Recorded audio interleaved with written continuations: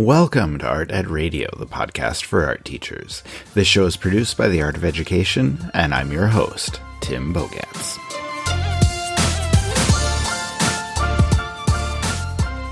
Arts integration is always difficult. How do you know how much content to pull in from other subjects and how to do it the right way? And how do you know when it starts to distract from the art making your kids are supposed to be doing? And when it comes to that point, how can you tell if it's even worth it? Now, obviously, I can't answer those questions for you. Every kid, every teacher, and every classroom is going to be different. But I think those are the questions and the ideas that are worth talking about. And so that's what the episode's going to be about today. Now, as I was putting together the lineup of presenters for the Art Ed Now conference, I was looking for someone who is really good at creating those connections. Someone who can speak to, how to bring ideas from other subjects into the art classroom and weave them seamlessly into what we're already doing. Because that's the ultimate goal, right? And I was lucky enough to run across Natalie Jackson, who is an awesome teacher from Washington, D.C. She is passionate about art history and collaboration between subjects and about using all of these ideas to help her kids learn and help them to grow. And she and I talked about this a little bit, but, if you're going to be a well-rounded artist, it's important to see the interconnectedness in our world. Okay, and in the presentation that she's going to give at Art Ed Now, Natalie's going to share strategies for helping tell stories and create connections to help our students appreciate art at a deeper level. She has some awesome strategies, and I want to talk to her today about some of the big ideas behind those strategies and the thinking about why she does what she does. So we'll talk art history, art making, confidence, creativity, and how you can make all of those things work in your own classroom. Let's go ahead and bring her on now.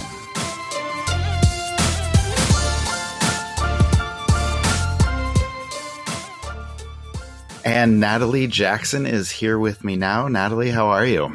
I'm doing great. Good. I'm really excited to have you on here. But before we kind of start the interview, can you just let listeners know a little bit about you? Where you're from, where you teach, how long you've been there, and can you talk a little bit about the types of things that you're passionate about when it comes to teaching? Absolutely. Hi, everybody. I'm Natalie, and I teach at Basis DC Public Charter School. We're in Washington, D.C., part of a big network of now international charters. I've been here at D.C. for 6 years, so since we opened. I teach art. I've taught art history and deal with a little bit of curriculum management. I love incorporating art history in my classes. I guess get tired of hearing about wars and conflict, and we have enough of that in our everyday. And it's time to flip the script and incorporate art history in students' daily lives and help them make connections. So that's where I'm really passionate. I want them to make beautiful stuff as well, but I love nerding out with my kids and getting them talking about art.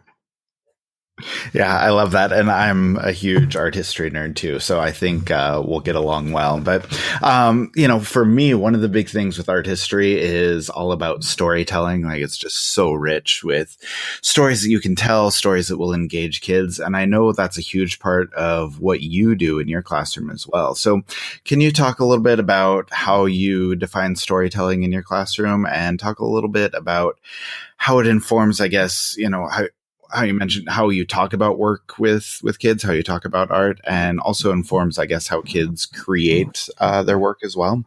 Absolutely. So storytelling, for one, I'm a big fan of picture books for children. And so there's this narrative structure. And I like to change it a little bit in the classroom where I'm not necessarily dealing with a beginning to end, like in a picture book, but I want to give students the idea to engage with material and doesn't feel dry or rigid.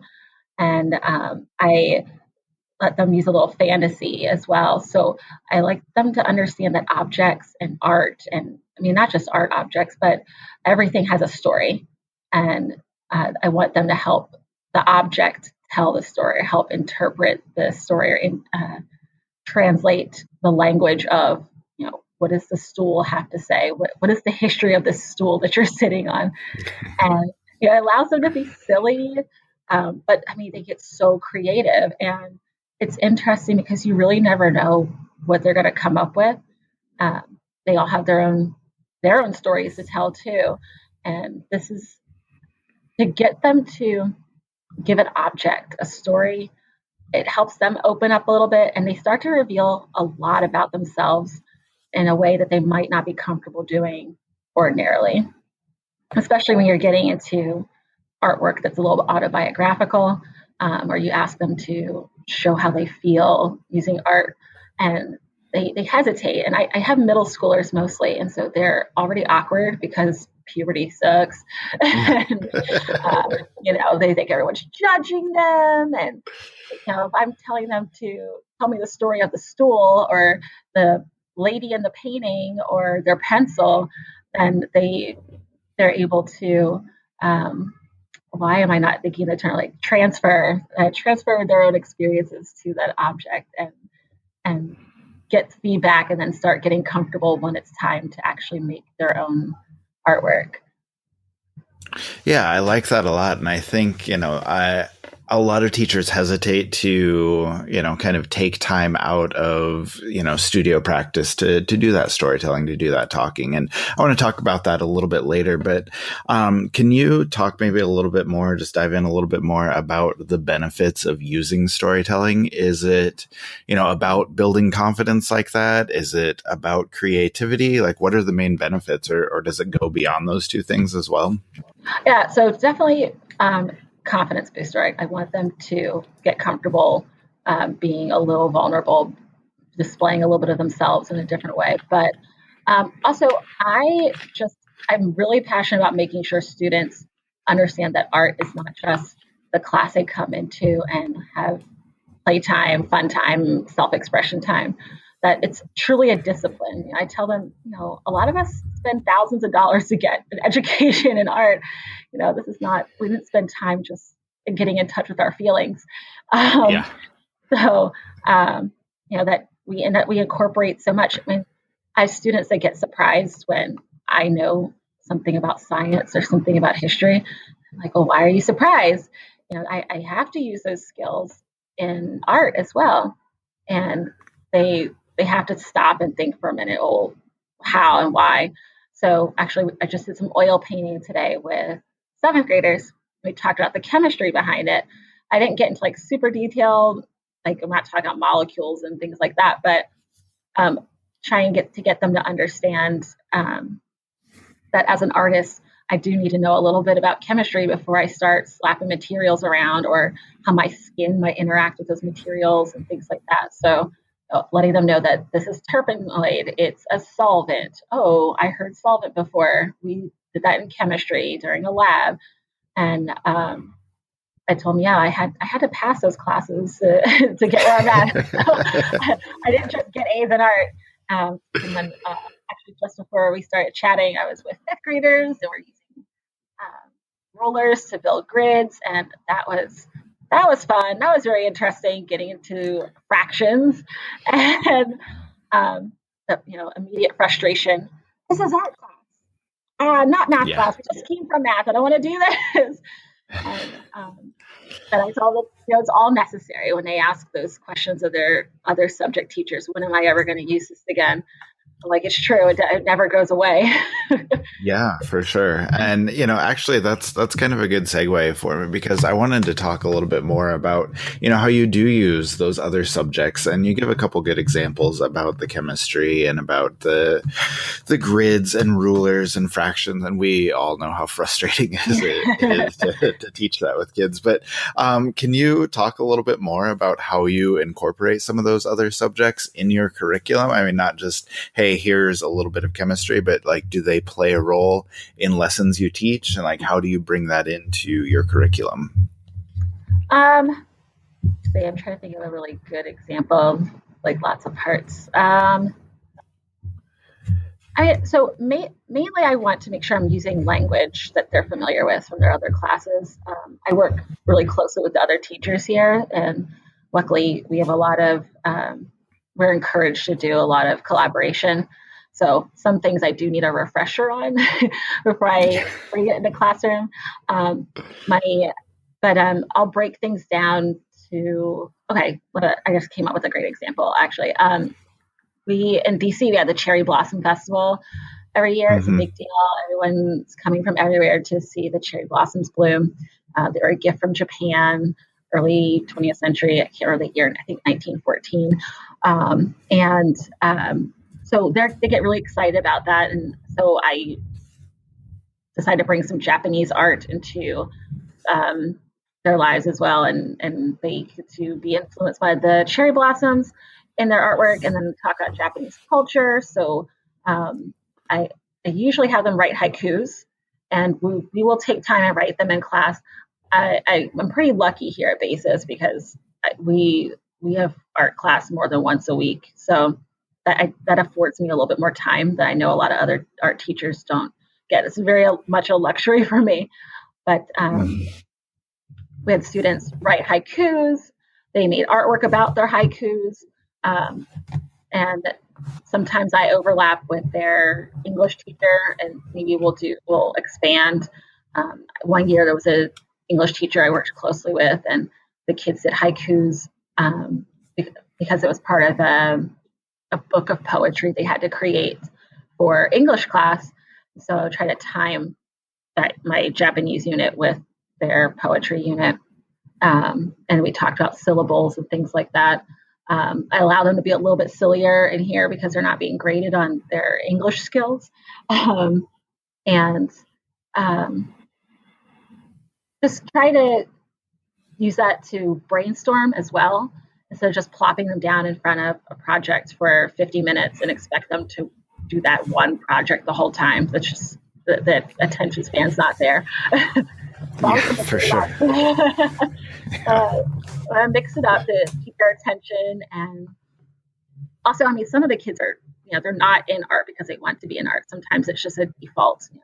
They have options here for other arts, but the other arts are performing arts, and they get nervous. They don't want to perform. So they think they can hide away in the studio arts class and be left alone. But then they get frustrated. They'll get frustrated. I'm not a good artist. I'm just in here because I didn't want to sing and I didn't want to act. And, you keep making us draw, you keep making us do this, and I'm not good at it. So I definitely try to get to know my students' strengths in other subjects as well in these conversations, so I can incorporate more into the class. So my current 6th grade class this year really loves history. So while some years they hate it and I kind of dial back a little bit, this year I'm going hard, and we will spend one entire class discussing artwork and historical events and how they've impacted the artwork, because they really love getting into it. And those same students that are really passionate about talking about how smart they are, how much history they know, and how they can interpret the artwork, they may not get as enthused once they get the pencil in their hand. And so it gives them an opportunity to get some, feel like they're active and engaged in participating in the class instead of kind of hiding away.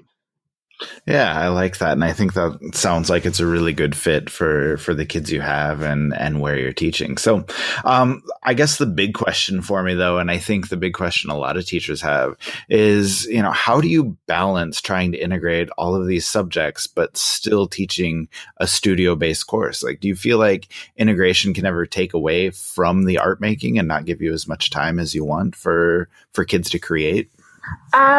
I have to say, like here, I don't feel that. But if I was teaching, like once a week, I could see how that would be really difficult. And I would say that just as long as I plan really well ahead of time, then I don't have to. I feel like there's a nice balance. So if only we spend 2 minutes in the beginning of class, just as a warm up to discuss, then I feel like I've done some kind of integration of other subjects, and then they can spend the rest of the time working. And again, I try to just take the temperature of the class. If they're, especially with the younger students, if they're really not into the particular project or into the process of making, then I'll find other ways to build more time into their class time to either discuss or interact with art in different ways. I don't know. I think my attention span is really short as well, so I like to mix it up, but I don't feel like it takes too much away. Actually, one of my students just said that today. He said, "You have a kid brain." I was like, "A kid brain? What are you talking about?" And he goes, "No, it's just like you get it. Like I feel like you have ADHD," and I'm like, "I do." But I think it's still we get quite a bit done. I don't ever feel like it's a burden. I actually I really don't like spending the entire time just thinking, because I feel like art is critical thinking. Art is problem solving. So if we're not spending all 50 minutes just making, then I'm okay with that, because I feel like as a practicing artist, I mean, we spend a lot of time thinking about what we're going to do, and it shouldn't just churning out pieces, which I know that kids do. They want to churn out pieces because it's the satisfying product in the end. Like, oh, I did that, I can take it home. But I really want them to just like get saturated into the art. Like, I want them knee deep in it and really feel strong about their work as they leave my classroom, not just I completed it, it's done. And yeah, I don't think I've ever felt like it gets in the way. And it's really great to see the kids light up in those conversations or those other scenarios. Like when we did like a class haiku for the Japanese unit, in addition to them writing their own I taught them calligraphy, so they did calligraphy for their own haikus on their artwork. But getting them as a whole class to write a silly haiku together up on the board, kind of get out of our seats and just change it up. I feel like we all need that. We need to break things up and not just worry about the end product. We should enjoy the process. Yeah, you make a lot of really good points there, and yeah, I'm definitely on the same wavelength with you there. I always say, you know, art class should not be a production factory. Like, we have so many opportunities to teach so many more things, and I love how, you know, you're taking advantage of those opportunities. But one last question for you. You are presenting at the Art Ed Now conference just a couple weeks away now. And I know you're going to be going over, a lot of these ideas and going a little bit more in depth in your presentation. So can you give people just kind of a small little sneak preview as to, you know, what you're going to be talking about and what they can expect from your presentation?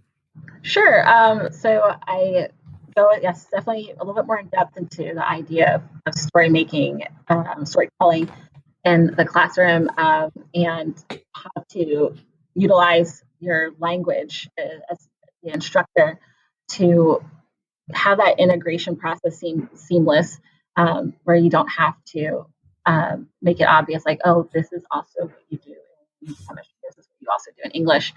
Just trying to create familiarity by using similar language and get the students to start doing it as well. I'm very much looking forward to seeing that, and I think it'll be really, really well received. But I think that'll wrap it up. So, Natalie, thank you so much for joining me. It's been really good talking to you. This has been great. Now, as we mentioned, Natalie is one of the presenters at the Art Ed Now conference. So I need to tell you all about the Art Ed Now conference. It is coming up in just 2 short weeks, actually more like a week and a half. On Saturday, February 3rd, we'll have over 20 presentations, all online, all incredible, and all relevant to what you were doing in your classroom. Each presentation comes with resources and handouts for you, and you have access to every presentation for a full year after the conference. If you haven't attended an Art Ed Now conference before, this is the perfect time to do it. Hey, let's be honest. As teachers, January and February are tough. Hey, this conference is a boost of inspiration and motivation when you need it the most. There's still time to register, and you can learn everything you need to know about the conference at artednow.com. In fact, we have a discount for you. If you use the code SAVE20NOW, that's SAVE20NOW, all uppercase, you get $20 off the registration price. So make sure you go check it out in about 60 seconds when this episode is all wrapped up. But first, let me go ahead and end things. Now, Natalie said a lot of great stuff throughout the interview. She had a lot of great ideas, but two things that really stood out to me, two things that I loved, were building confidence and developing creativity. You know, she talked about how storytelling can help kids personalize things and help them kind of organize their thoughts and help them tell their own story. And putting that together develops their creativity, and being able to put that together develops their confidence. And as Natalie said, middle schoolers especially need that, but all of our kids can benefit from it, because the more involved they are and the more confident they are, the better off they're going to be.